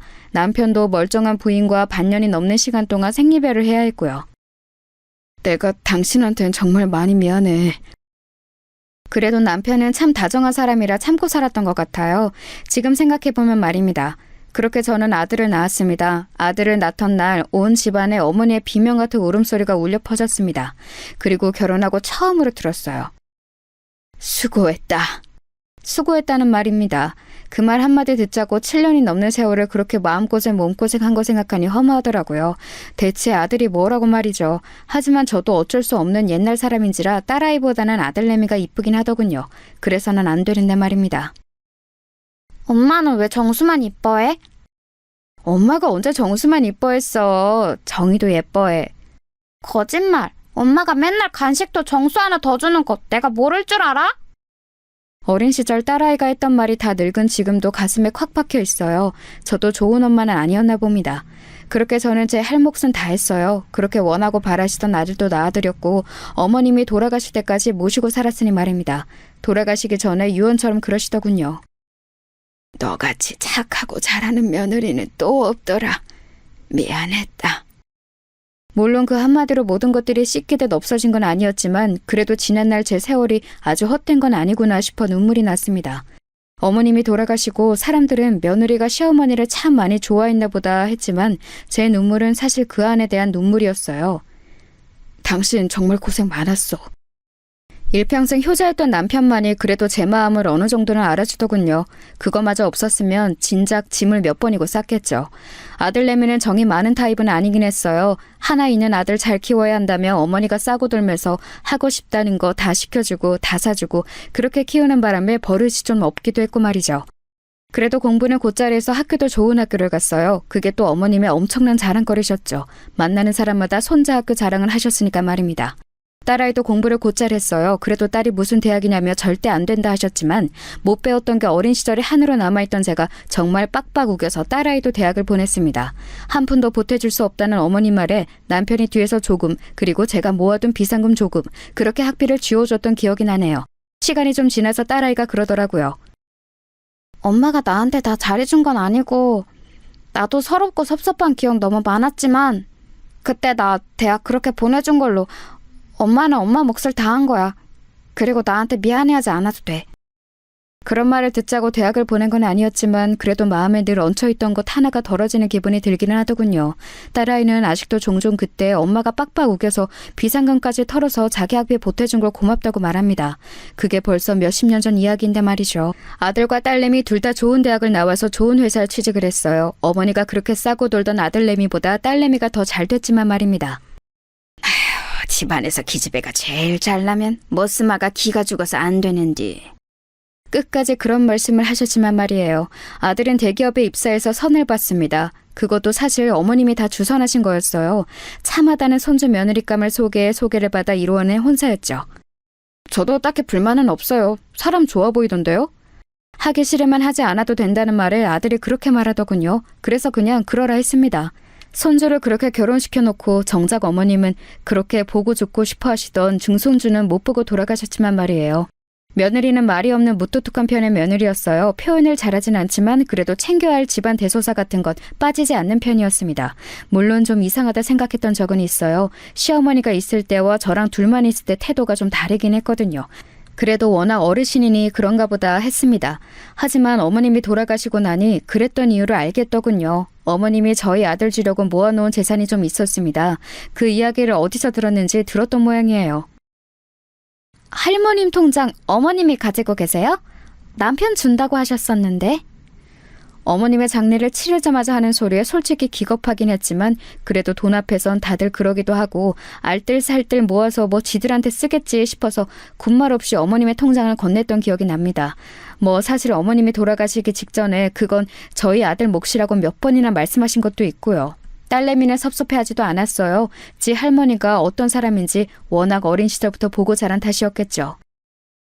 엄마 보험 수혜자 너로 해둘 거야. 너는 그거 가져. 무슨 그런 소리를 해. 그런 소리 하지도 마. 딸내미는 엄마는 벌써 무슨 그런 죽는 소리를 하는 거냐며 엄청 화를 내더라고요. 아무튼 며느리에 대한 인상이 좋은 건 아니었습니다. 애가 정이 많아 보이지도 않았고요. 하지만 딱히 흠잡을 만한 일을 한 것도 없었고 저는 시어머니에게 너무 박대를 당하며 살아왔기 때문에 하나밖에 없는 며느리에게 싫은 소리 하고 싶지 않았어요. 그래서 되도록 말을 얹지 않고 자기가 하고 싶은 대로 뒀습니다. 그래서 교류가 없는 편이었어요. 명절이나 생일에나 한 번씩 볼 정도로요. 그마저도 얼마 가지 않아 다는 오지 않고 1년에 한 번 정도로 줄어들긴 했지만 말입니다. 애들한테 그다지 바라는 것도 없었고 지들 밥벌이 다 잘하고 결혼해서 부모 속 안 썩이는 것만으로도 효도라고 생각하고 있었기 때문에 불만은 없었습니다. 그리고 시어머니가 돌아가신 이후에는 남편이랑 여기저기 같이 여행도 다니고 하면서 둘이서 잘 지냈거든요. 어머니가 아들 몫이라고 몰래 숨겨뒀던 땅이 좀 있었는데 그게 많이 올랐어요. 그 주변에 싹 다 재개발에 들어갔거든요. 그래서 그 땅을 팔아 건물을 한 채 사서 남편과 그 건물에 세를 받아 생활했습니다. 둘이서 여행 가고 싶은 곳 마음대로 다니고 맛있는 거 먹고 그러기에는 차고 넘치는 돈이었어요. 며느리에게 이 아이가 일반적이진 않구나 하는 감정을 느낀 것도 그 즈음일 겁니다. 시어머니가 물려주신 땅이 또 있고 그 땅이 재개발에 들어갔고 그래서 저희가 그 땅을 팔아서 건물을 샀다는 걸 알게 되었을 때 며느리의 태도였습니다. 아버님, 오늘은 제가 밥 해드릴게요. 전과는 너무 다르게 애교도 있고 잘하더군요. 특히 남편에게 말이죠. 하지만 남편은 시어머니랑은 달리 그런다고 우리 며느리 하는 사람은 아니었지만 말입니다. 아버님이 좀 무뚝뚝한 편이신 것 같아요. 좋으면서 저러는 거니까 너무 신경 쓰지 말거라. 그래도 혹여나 며느리가 기분이 상할까 제가 중간에서 많이 애쓰긴 했어요. 그렇게 평화롭다면 평화로운 날들이 지속될 줄 알았습니다. 그런데 불행은 그럴 때 갑자기 찾아오는 거더라고요. 암이라고 하는구먼. 너무 늦게 발견해서 수술도 의미가 없냐. 여태 건강검진 한번 제대로 받지 않고 자신만만하게 살아온 벌이었을까요? 제가 닥달해서 한 건강검진에서 남편은 암이라는 진단을 받은 겁니다. 노인들은 진행이 느려서 그래도 몇 년은 살 수 있다고 하더만 그 사이에 우리도 열심히 놀려 다녀야겠어. 아유, 무슨 소리예요. 입원해서 수술하고 치료를 받아야지. 어차피 다 늙은 노인네 얼마 더 살자고 그 병원에서 누워있기만 해서 뭐하나. 그냥 하고 싶은 거 하고 먹고 싶은 거 먹으면서 살 만큼 살다가 가면 되는 거지. 남편은 끝까지 고집을 꺾지 않았습니다. 그래서 결국 제가 졌어요. 남편은 그동안 모든 재산을 제 앞으로 해뒀어요. 그 사실을 알게 된 며느리가 미리 상속을 하면 좋지 않을까요? 하고 넌지시 물었지만 남편은 완강했습니다. 내가 젊어서 네 시어머니한테 못한 게 너무 많다. 내 거 다 주고 나중에 자기 죽을 때 이거 다 마음대로 알아서 하라고 할 거요. 자식들한테 한 푼도 안 준다고 해도 그것은 네 시험의 뜻이고 다 준다고 해도 네 시험의 뜻이고 나는 그렇게 결정했으니까 그 이야기는 다시 하지 말거라. 남편이 노골적으로 불편한 기색을 비췄기 때문에 며느리도 한 발 물러설 수밖에 없었어요. 남편의 뜻에 따라 그냥 하고 싶다는 거, 먹고 싶다는 거 다 하고 다 먹으면서 그렇게 보냈습니다. 자기가 걸을 수 없게 될 때까지 말이죠. 그리고 더 이상 그럴 수 없게 될 만큼 병이 약화되었을 때 병원에 누워서 그러더군요. 당신 병간호 하게 하고 싶지 않아서 항상 당신보다 하루 더 늦게 죽게 해달라고 그렇게 빌었었는데 결국은 당신 또 고생시키다 가는구먼. 나는 평생 당신한테 좋은 남편은 될 수가 없나벼. 어머니 때문에 미웠던 적은 많았어도 당신이랑 결혼한 걸 후회한 적은 없었으니까 안 미안해도 돼요. 그 말에 남편이 울더라고요. 그 말을 한 지 얼마 되지 않아 남편은 세상을 떴습니다. 남편이 세상을 떠난 날 정말 많이 울었어요. 아직도 다 늙어서 이렇게 눈물이 나는구나 싶을 만큼 많이 울었습니다. 하나밖에 없는 남편이자 또 친구가 떠난 느낌이었어요. 늘 옆에 공기처럼 있던 사람이 없어지니까 정말 한 번의 체감이 확 되더라고요. 남편이 없는 빈자리가 말입니다. 그래서 한동안은 우울증 같은 게 왔었어요. 엄마, 좀 먹어. 아빠도 엄마 이러는 거 원하지 않으실 거야. 딸이 이틀에 한 번꼴로 집에 와서 저를 챙겼습니다. 그때 딸아이 아니었으면 견뎌내기 힘들었을 거예요. 물론 며느리도 평소보단 훨씬 더 얼굴을 비추긴 했습니다. 어느 정도 시간이 지나고 남편의 빈자리도 또 혼자라는 사실도 적응이 되어갈 무렵 남편이 쓴 일기를 읽게 되었어요. 그 일기에는 저에게 얼마나 미안한 마음을 가지고 있는지에 대한 내용과 자기가 떠나고 나서도 제가 호강했으면 하는 마음이 가득 담겨 있었습니다. 그래서 남편의 뜻에 따라 살기로 했어요. 맛있는 것도 많이 먹고 친구들이랑 여행도 다니고 그러면서 지냈습니다. 그러다 문득 친구들이 그러더군요. 그 많은 재산 다 어쩌고 죽을 거요? 그냥 나 죽으면 알아서들 나눠 갖는 거 아니요? 아우, 안 돼. 그러면 싸움 나. 쥐들이 더 가져가겠다고. 미리미리 어느 정도 주겠다 다 정해놔야 된다니까. 아, 그러고 죽기 전엔 절대 주면 안 되고. 그냥 미리미리 줄 만큼 다 주고 나 쓸 것만 남겨두면 안 되나? 아우, 큰일 날 소리 하네. 그러면 태도가 싹 바뀐다니까. 죽기 전엔 정말 한 푼도 주면 안 돼. 처음에는 뭘 그렇게 유난을 떨어야 하나 싶었지만 며느리의 여태 동안의 그 태도들이 마음에 걸려 있었던지라 그 말이 더 마음에 와닿았습니다. 친구들의 조언대로 변호사를 만나 딱 3등분으로 나눠줄 생각이었어요. 딸내, 아들내, 그리고 나머지는 기부로 하는 걸로 말입니다. 예전부터 좋은 일을 늘 하고 싶었는데 기회가 없었거든요. 뉴스 같은 곳에서 전 재산을 기부했다는 사람들을 보면서 대단하다고 생각했던 적도 많았습니다. 물론 저는 전 재산을 기부하는 건 아니라 아이들에게도 줄 생각이긴 했지만 말입니다. 어머님, 변호사 만나셨어요? 그런데 며느리가 제가 말하지도 않았는데 제가 변호사를 만난 걸 어디서 듣고 와서 묻더라고요. 그걸 어떻게 알았니? 저희 동네에 있는 사무실에 가셨죠? 저희 동네에 제가 아는 사람이 많아서 만났다. 재산 문제로 만나신 거예요? 답지 않게 정말 꼬치꼬치 묻더군요. 며느리가 재산에 대해 관심이 많은 건 알고 있었던지라 그냥 별 문제가 될 것 같지는 않아서 다 대답했습니다. 주변에서 죽기 전에 미리 나눠야 한다고 해서 아직은 그냥 만나보기만 한 거야. 아직 유언장을 쓴 건 아니었거든요. 변호사 말로는 정확하게 재산 파악을 해서 뭐는 누구에게 그런 걸 정확히 써야 한다고 하더라고요. 그래서 시간이 좀 걸린다고요. 어떻게 하실 건데요? 지들이 받을 재산인데 궁금할 것도 같다 생각하며 그냥 이야기했어요. 3등분해서 큰애, 니네, 그리고 나머지는 기부할 거다. 제 그 말에 며느리 눈이 동그래지더군요. 기부를 하신다고요? 아니 그 전에 형님이랑 저희랑 똑같이 주신다고요? 그래, 뭐가 문제냐? 너네는 어머니가 주신 돈도 따로 받아간 게 있지 않니? 그것도 적은 돈이 아닌데. 아니, 아무리 그래도 아들이잖아요. 요즘 세상에 그런 게 어딨어. 그리고 기부는 무슨 말씀이세요? 예전부터 뉴스 같은 거 보면서 전 재산 기부했다는 할매, 할배들 멋지다고 생각했다. 그래서 나도 전 재산은 아니지만 기부하기로 한 거요. 아니, 그 큰 돈을. 큰 돈이니까 더 해야지. 그리고 너네가 가져가는 돈도 큰 돈인데 뭐가 그렇게 아깝니? 아니, 아까운 게 아니라 굳이 그래야 하나 싶은 거죠. 자식들 몫까지 나눠서. 여기에 너희 몫이 정해진 게 어딨어. 그냥 운이 좋아서 땅이 오른 덕에 생긴 돈인데.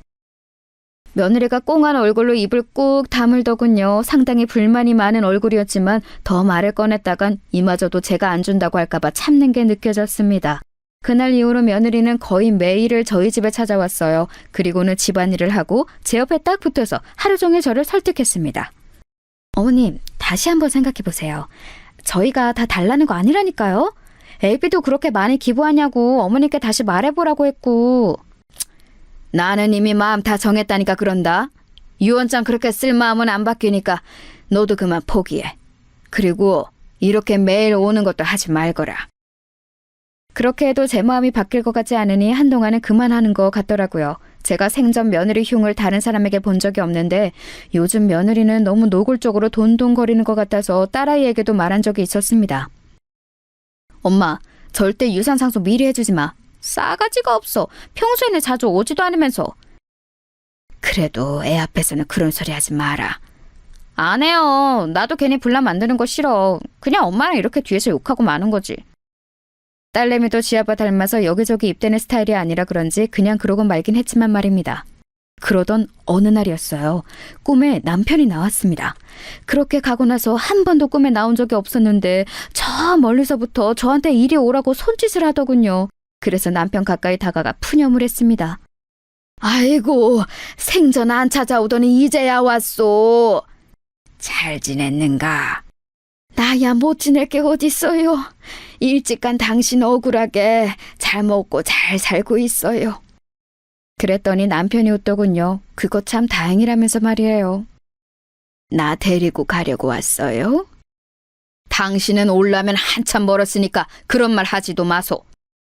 그럼 이제 산 내 안부가 궁금했어요?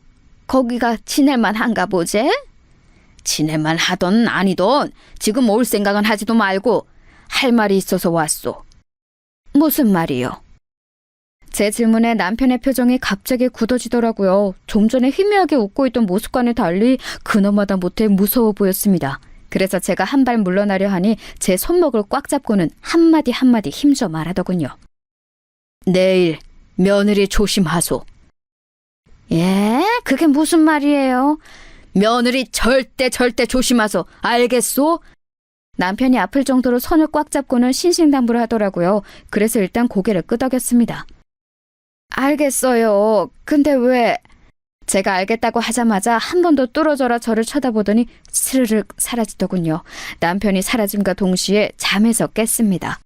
기분이 이상했어요. 남편의 표정도 처음 보는 무서운 표정이었고 무엇보다 꿈이 너무나 생생했습니다.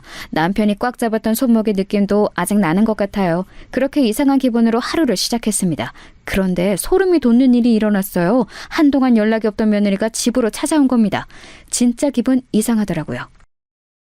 네가 무슨 일이냐? 꼭 무슨 일이 있어야 하나요?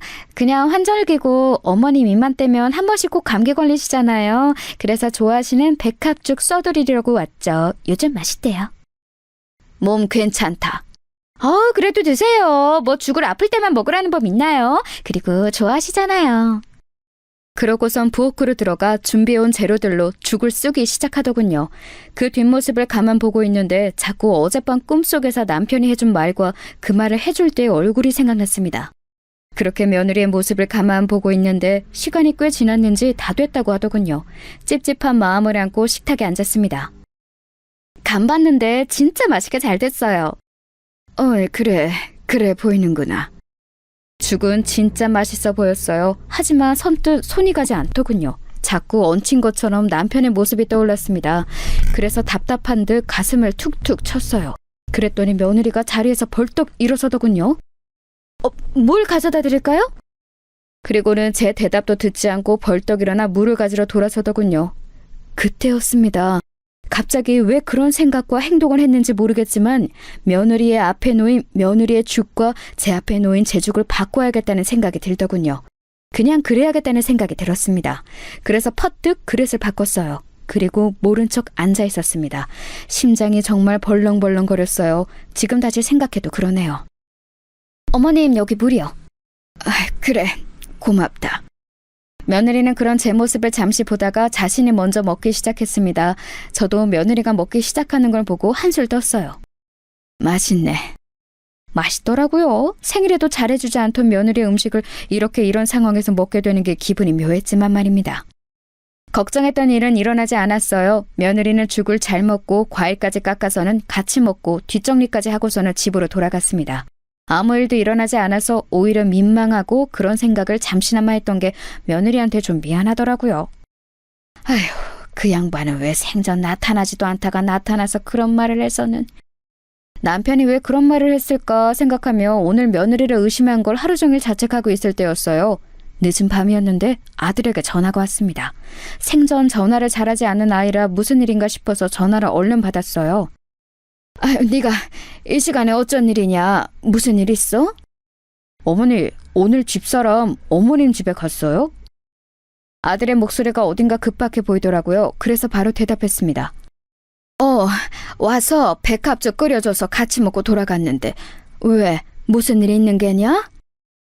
아니, 이 사람이 지금 알러지 증상이 심하게 올라와서 응급실에 왔는데 뭘 먹었는지 말을 안 하잖아요. 그 자리에서 휴대폰을 떨어뜨릴 뻔했어요. 며느리와 저는 같은 알러지를 가지고 있습니다. 바로 땅콩 알러지예요. 어릴 적 땅콩을 먹고 죽을 뻔한 이후로는 땅콩을 먹지 않는다는 이야기를 했던 적이 있는데 자신도 그렇다고 한 적이 있었거든요. 어머니? 아들의 목소리가 들려오는데도 멍하게 휴대폰을 들고만 있었습니다. 무슨 말을 해야 할지도 모르겠고 그냥 멍하기만 하더군요. 지금은 괜찮니? 네, 지금은 주사 맞아서 괜찮아지고 있는데 땅콩 알러지가 있는 사람이 자기가 찾아서 그걸 먹었을 리도 없고 그럼 뭘 먹었는지 말을 해줘야 하는데 말을 안 하잖아요. 애가 오늘 할머니 집 간다고 했대서 전화해봤어요. 며느리는 주사를 맞고 자는 중이라고 하더군요. 그렇게 전화를 끊었는데 저도 모르게 눈에서 눈물이 흘렀습니다. 재산 때문에 시어머니를 죽이려고 죽에 땅콩가루를 집어넣는 며느리라니요. 저에게 이런 드라마에서나 볼 법한 일이 일어날 거라고는 상상도 한 적이 없거든요. 정말이지 세상이 뒤집힌 것같은 기분이었어요. 죽다 살아났으니 그게 맞긴 한 거겠죠. 아이고, 애들 아버지. 손을 덜덜덜 떨며 어제 꿈에 나타난 남편을 부르짖었어요. 그렇게 그날은 충격으로 밤을 지새우다시피 했습니다. 그리고 그 다음날 먼저 딸애에게 이 이야기를 전했어요. 딸애가 너무 놀라서 한달음에 달려왔더군요. 그리고 저를 붙잡고 울면서 화를 내기 시작했습니다. 엄마는 그렇게 될 때까지 아무 의심도 안 했어? 진짜 큰일 날 뻔했잖아. 아빠가 꿈에 안 나타났으면 어쩌려고 그랬어? 상상이나 했겠니? 그런 일을 할 거라고. 딸애는 한참을 울면서 화를 내더니 당장이라도 누구 하나 때릴 기세로 일어서더군요. 내 인연을 가만두나 봐. 그 자식도 가만 안 둘 거야. 어디서 그런 년을 데리고 와서는.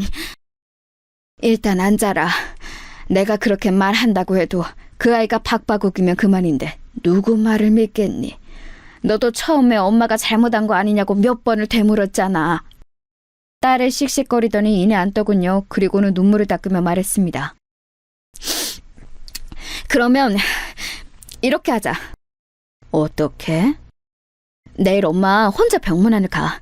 그리고는 그냥 왜 그랬냐고 물어봐. 모른 척해도 다 알고 왔다고 그래. 녹음기 꼭 가져가서 녹음하고. 알겠지? 며느리를 만날 생각을 하니까 다시 손이 떨려왔지만 그런 무서운 아이랑 아들을 계속 같이 살게 둘 수도 없는 노릇이었습니다. 그리고 또 언제 저한테 그런 짓을 또 할지도 모르잖아요. 그래서 덮어둘 수는 없었어요. 딸이 했던 당부를 몇 번이나 되새기면서 며느리가 입원해 있는 병원으로 갔습니다. 병실 앞에서 딸이 알려준 대로 휴대폰의 녹음 버튼을 누르고 심호흡을 한 번 크게 한 뒤 문을 열었어요. 며느리가 딴 곳을 보고 있다가 저를 보고는 화들짝 놀라더군요. 제가 올 줄은 몰랐던 것 같습니다. 그리고는 제 눈치를 보기 시작했어요.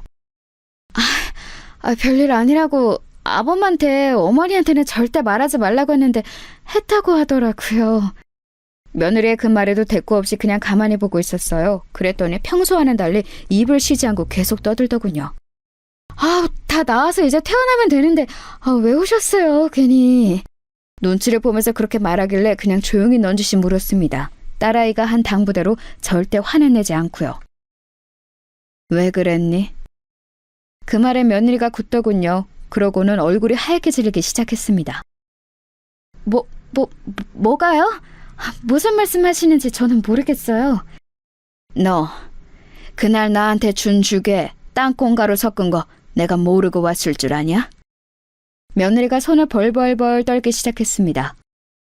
어머니, 뭔가 오해가 있으신가 본데. 네가 이런 식으로 나오면 나도 애비한테 다 말하는 수밖에 없어. 딸애가 말한 대로 바로 아들 이야기를 하면서 협박 아닌 협박을 했습니다. 그랬더니 침대에서 벌떡 일어나 무릎을 꿇더라고요.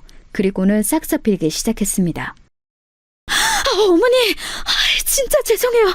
제가 순간 눈이 뒤집혔었나 봐요. 돈에 눈이 멀어서. 저도 어머님이 그날 죽 드시는 거 보고 이건 아닌데 아차 싶었지만 이미 벌어진 일이라. 제 앞까지 와서 바지가랑이를 붙잡았습니다. 한 번만 용서해주세요. 애비한테만큼은 절대 비밀로 해주시면 안 될까요? 제가 죽을 때까지 어머니가 하라는 대로 다 하고 어머님이 죽으라면 죽는 신용도 할게요. 재산 하나도 안 물려주셔도 괜찮아요. 저 진짜 후회하고 있어요. 한 번만 용서해주세요. 그러면서 눈물을 펑펑 흘리더군요. 그런 일을 저질렀다는 걸 알고 나서 보는 눈물이라 불쌍하지도 마음이 동하지도 않았습니다. 그냥 이 위기를 모면하기 위해 우는 걸로밖에는 안 보였어요. 제가 아무 말도 하지 않고 쳐다만 보고 있자 더 애가 다른 것 같더라고요. 생각해보겠다는 말을 하고 병실을 나왔습니다. 그리고는 딸아이에게 그 녹음본을 들려줬어요. 엄마, 진짜 용서해줄 건 아니지? 물론 그럴 생각은 없었습니다. 무서워서 같이 밥이나 먹을 수 있겠냐고요. 언제 또 나를 죽이려 할지 모르는데 말입니다. 그런데 아들에게 어떻게 말을 해야 할지 차마 입이 떨어지지 않더군요. 그래도 부인이고 애들 엄마고 그런 아이인데 말입니다. 충격받을 게 뻔했기 때문에 입이 떨어지지 않았습니다. 그렇게 며칠을 고민만 하고 아무런 행동도 하고 있지 못하고 있던 어느 날이었습니다. 아들이 찾아왔어요. 그리고는 정말 상상도 못했던 말을 하더군요. 어머니, 그 사람이 실수로 땅콩에 들어가는 음식을 어머니랑 자기랑 나눠 먹고 그런 일이 일어난 것 같다고. 어머니는 괜찮으시냐고 하던데 별일 없으셨어요? 먼저 선수를 친 겁니다. 제가 며칠째 조용하니 불안했던 건지 아니면 다 말할까봐 겁이 났던 건지 아들에게 거짓말로 그렇게 이야기를 한 것 같더라고요. 정말 기가 막혔습니다. 걔가 그러디?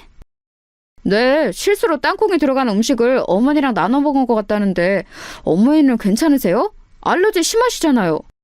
그때 누군가 집으로 또 찾아왔습니다. 며느리더군요. 얼굴이 하얗게 질려서 왔더군요. 내가 와본다니까 당신은 왜 왔어요? 그래도 어머니를 직접 봐야 마음이 놓이지. 알러지 반응 심하신데. 아직 별일 없는 거 보면 괜찮으신데 잘 지나가신 거죠? 그래 보이긴 한데. 어머니 괜찮으신 거 맞죠? 며느리가 중간에서 제 눈치를 계속 보더군요. 안 괜찮다. 그쵸? 제가 알기론 어머니 어렸을 때 죽을 뻔하신 뒤로 절대 안 먹는다고 제가 아버지한테 몇 번이나 이야기 들었었는데 얼른 병원에 가서 검사라도. 나는 안 먹었어. 에? 근데 방금 안 괜찮다고. 도어락에 눌리는 소리가 나더니 이번에는 딸아이가 들어오더군요. 그 일이 있은 뒤 마음이 너무 불안하다고 딸아이가 요즘 집에 자주 찾아오곤 했습니다. 오늘 사단이 나겠구나 직감적으로 알 수 있었어요. 아니나 다를까 딸아이는 며느리를 보자마자 인상이 험악해지더군요. 네가 여기 어디라고 와? 구구로 엎어져서 조용히 있어도 머리채를 잡으러 가고 싶은 마당에! 평생 자기 누나가 그 정도로 화를 내는 걸 본 적이 없었던 아들이 놀란 얼굴로 딸아이를 바라봤습니다. 누나 왜 그래? 왜 그러긴? 뭐가 왜 그래? 네 와이프가 엄마 죽이려고 했는데? 아니, 실수로 땅콩이 들어간 음식을 같이 먹은 건 맞지만 일부러 그런 것도 아니고 실수인데 뭘 또 죽이려고 했다까지가. 뭐? 실수? 너 지금 실수를 했니? 딸아이가 씩씩거리면서 며느리를 노려보니 며느리가 입술을 꽉 깨물더군요. 그러고는 다짜고짜 무릎을 꿇었습니다. 제가 정말 죽을 죄를 지었어요. 다시는 이런 일 없게 하겠습니다. 정말 실수했어요. 실수라고 밀고 나가기로 했나 보더군요. 제가 녹음까지 해놨을 거라고는 꿈에도 생각하지 못하는 것 같았습니다. 실수? 실수를 했니 너 지금? 네. 어떻게 생각하시는지 알겠는데 저는 진짜 실수한 게 맞아요. 제가 죽을 뻔한 게 그 증거이지 않아요? 딸아이가 기가 차서 가슴을 퍽퍽 치더군요. 네가 엄마 재산 노리고 일부러 백합죽에 땅콩가루를 넣어놓고 지금 실수라고? 백합죽에 땅콩가루를 넣은 게 실수라는 거니? 그런 레시피가 어딨어? 백합죽에 땅콩가루를 넣은 적 없어요. 그 뒤에 먹었던 디저트가 그랬던 거지. 나는 디저트를 먹은 적이 없는데? 제 말에 며느리가 잠시 움찔하더군요. 어머니가 깜빡하신 거예요. 제가 빵 사와서 같이 드셨잖아요. 아니, 나는 아무리 생각해도 그날 너랑 먹은 거 백합죽이나 사과밖에 없다. 가만 듣고 있던 아들이 말을 보태기 시작했습니다. 백합죽에 이 사람이 땅콩가루를 왜 넣어? 누나도 너무 억측하지 마. 사람을 어떻게 그런 식으로 보고 말해? 네가 사람 보는 눈이 없으니까 저런 애는 마누랍시고 데리고 사는 거야. 지금 말 다 했어? 생사람 이렇게 말도 안 되는 소리 하면서 잡는 누나는 인성이 뭐 좋은 사람이야? 생사람? 생사람? 엄마가 그날 아빠가 꿈에 나타나서 며느리 조심하라고 안 했으면 그 말이 떠올라서 제 죽그릇이나 엄마 죽그릇 안 바꿨으면 그날 그거 먹고 쓰러진 사람은 엄마가 됐을 거야. 엄마는 집에 혼자 있으니까 아무도 발견해주는 사람 없이 그냥 돌아가셨겠지. 근데 뭐? 억측? 생사람? 그거 다 그냥 추측이잖아. 그리고 이 사람도 크게 아팠으니까 기억이 뭔가 잘못됐을 수도 있는 거고. 정말 너무들 하시네요. 며느리가 울기 시작하더군요. 그 모습을 보니 더 이상은 참아줄 수가 없었습니다. 그래서 방으로 들어가 휴대폰을 들고 나왔어요. 그리고는 그날 했던 대화의 녹음을 틀었습니다. 그 안에는 며느리가 제게 싹싹 빌면서 아들에게만은 비밀로 해달라는 음성이 다 녹음되어 있었어요. 그걸 듣는 며느리 얼굴이 하얗게 질려갔고 아들 또한 마찬가지였습니다. 당신 이거 뭐야? 진짜야? 여보, 그게 아니고... 며느리가 아들의 팔을 붙잡았지만 아들은 그런 며느리를 소름 끼친다는 듯 밀어버렸어요. 며느리가 바닥에 엎어져서는 울기 시작했습니다. 어머니 죄송합니다. 누나 미안해. 일단 나도 생각할 시간이 좀 필요해서.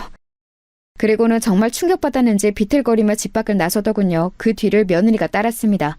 한바탕 난리가 나고 난 뒤 딸아이는 차라리 잘 됐다며 시원하다 했지만 아들의 그 충격받은 얼굴이 머릿속을 떠나지 않더군요. 정말 많이 놀란 것 같았거든요.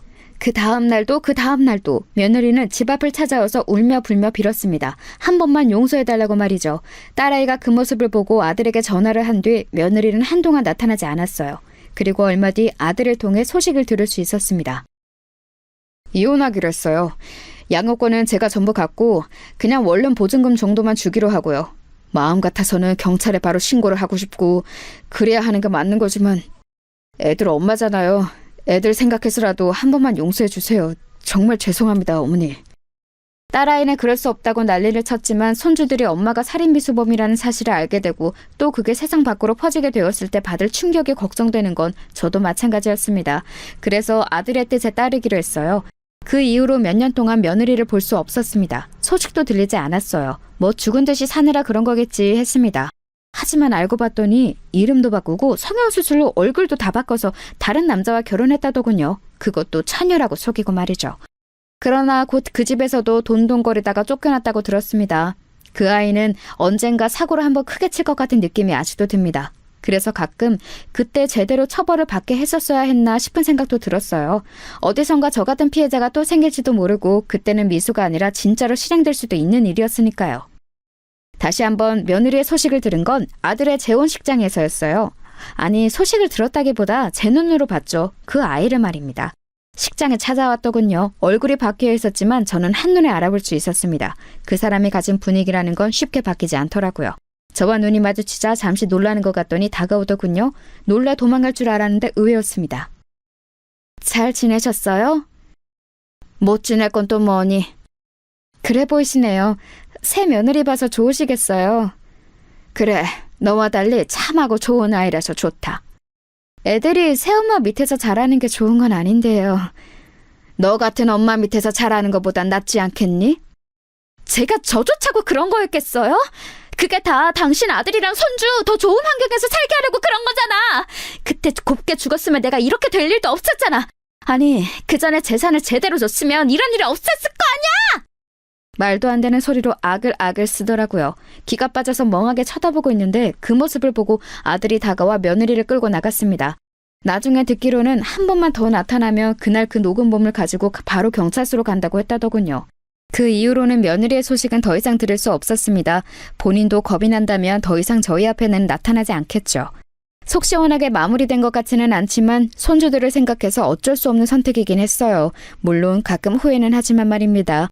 아직도 그때 한 선택이 잘한 건가 하는 고민은 되지만 말이에요. 긴 이야기 들어주셔서 감사합니다. 아, 지금 며느리는 저에게도 아들에게도 또 손주들에게도 더없이 잘해요. 하지만 그래도 재산은 미리 물려주지 않으려고요. 저도 얻은 교훈이 너무 많거든요.